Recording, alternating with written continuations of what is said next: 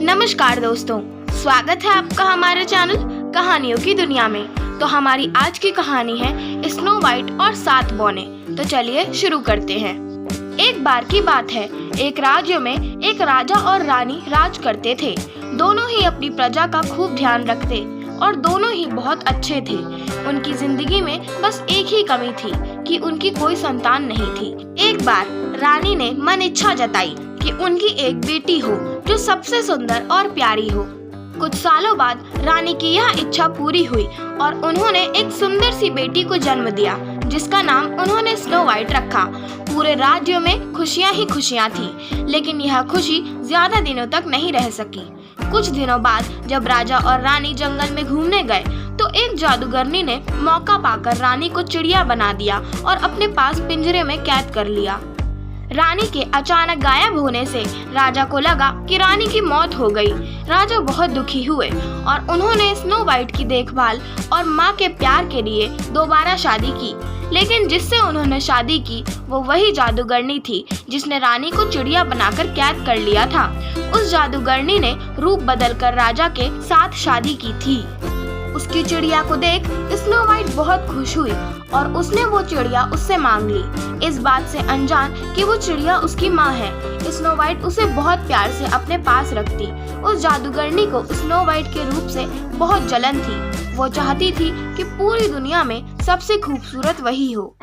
उस जादूगरनी के पास एक जादुई आईना था, जिससे वो हर रोज पूछती कि सबसे सुंदर कौन। हर बार आईने का जवाब आता, रानी आप तो सुंदर हैं, लेकिन स्नो वाइट आपसे भी ज्यादा सुंदर है। यह सुनकर उसे बहुत गुस्सा आता। एक दिन उसने फैसला कर लिया कि वो स्नो वाइट को मार डालेगी।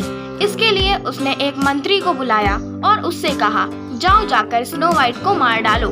मंत्री डर गया और स्नो वाइट को जंगल में ले गया, लेकिन उसे मार ना सका। उसने स्नो वाइट को सारी बात बताई और उसे भाग जाने को कहा। स्नो वाइट दुखी हो गई और वहाँ से भाग गई। मंत्री ने वापस आकर झूठ बोल दिया कि उसने स्नो वाइट को मार दिया है।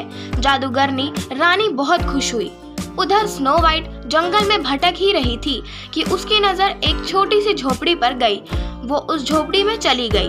वहाँ उसने देखा कि बहुत छोटी छोटी 7 प्लेट लगी हैं और उसमें कई तरह के भोजन हैं। स्नो वाइट को भूख भी लगी थी, तो उसने हर प्लेट में से थोड़ा थोड़ा भोजन कर लिया। फिर उसकी नजर वहाँ लगे 7 बेड पर पड़ी। स्नो वाइट को नींद भी बहुत आ रही थी, तो वो आराम करने का सोचकर एक बेड पर लेट गई। लेटे लेटे उसे नींद आ गई और वो सो गई। तभी थोड़ी देर बाद वहाँ 7 बौने आए। उन्हें अंदाजा लग गया था कि वहाँ कोई आया है। जैसे ही उनकी नजर स्नो वाइट पर पड़ी, उसकी खूबसूरती देख बौने उसे देखते ही रह गए। तभी स्नो वाइट की नींद खुली और उसने डरते हुए बौनों को सारी बात बताई। बौने उसकी बात सुनकर चौंक गए और उन्होंने कहा, स्नो वाइट, अगर तुम हमारे लिए हमेशा अच्छा खाना बनाओगी और हमारे घर का ख्याल रखोगी तो तुम हमारे साथ रह सकती हो। स्नो वाइट ने उनकी बात मान ली और सब खुशी खुशी रहने लगे। एक दिन उस जादूगरनी रानी ने फिर से अपने जादुई आईने से पूछा कि सबसे सुंदर कौन। इस बार वो बहुत खुश थी कि स्नो वाइट के मरने के बाद आईना उसी का नाम लेगा। लेकिन अफसोस, ऐसा कुछ नहीं हुआ। आईने ने फिर कहा, रानी आप हो सबसे सुंदर, लेकिन आपसे भी सुंदर है स्नो वाइट। रानी यह सुनकर हैरान रह गई और सारी बात समझ गई कि मंत्री ने उसे धोखा दिया है। फिर आईने ने उसे बताया कि स्नो वाइट बौनों की झोपड़ी में रहती है। यह सुनने के बाद जादूगरनी रानी ने तरकीब निकाली।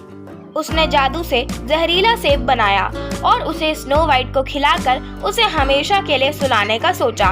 वो अपना रूप बदलकर स्नो वाइट के पास पहुंची। उसने स्नो वाइट को सेब खरीदने को कहा और खरीदने से पहले उसे चखने के लिए वो जहरीला सेब दिया। स्नो वाइट उसे बूढ़ी औरत समझकर मना नहीं कर सकी और उसने वो जहरीला सेब चख लिया। सेब चखते ही स्नो वाइट की तबीयत बिगड़ने लगी और उसी बीच वो जादूगरनी अपने असली रूप में आ गई और स्नो वाइट के सामने हंसने लगी। स्नो वाइट अपनी सौतेली माँ को देख हैरान रह गई और गहरी नींद में चली गई। उसके कुछ देर बाद वहाँ बौने आए और स्नो वाइट को वहाँ पड़ा देख वो दुखी हो गए। उन्हें लगा स्नो वाइट उन्हें हमेशा के लिए छोड़कर चली गई। उन्होंने उसे दफनाने का सोचा, लेकिन उनका मन ना माना और उन्होंने उसे एक शीशे के ताबूत में रख दिया। तभी वहाँ राजा के दोस्त का बेटा, जो कि एक राजकुमार था, वो आया। स्नो वाइट को देख वो चौंक गया और बहुत दुखी हुआ। उसने बोनो से स्नो वाइट के बारे में पूछा और दुखी होकर स्नो वाइट को ताबूत समेत अपने साथ ले जाने के बारे में पूछा। सारे बौने दुखी हो गए। उन्होंने ताबूत का शीशा खोला और राजकुमार ने स्नो वाइट पर प्यार जताते हुए उसके हाथ को चूमा। इतने में स्नो वाइट को होश आ गया। स्नो वाइट ने सबको अपने सामने देख सारी बात बताई। सब समझ गए कि जादूगरनी सौतेली माँ की वजह से ही ऐसा हुआ है। वो बौने जादूगर बनकर राजा के दरबार में पहुँचे और उन्होंने कहा कि उन्हें पता है कि रानी को खूबसूरत बनने का शौक है। वो उन्हें बहुत खूबसूरत बना सकते हैं, लेकिन उन्हें उनके साथ चलना होगा।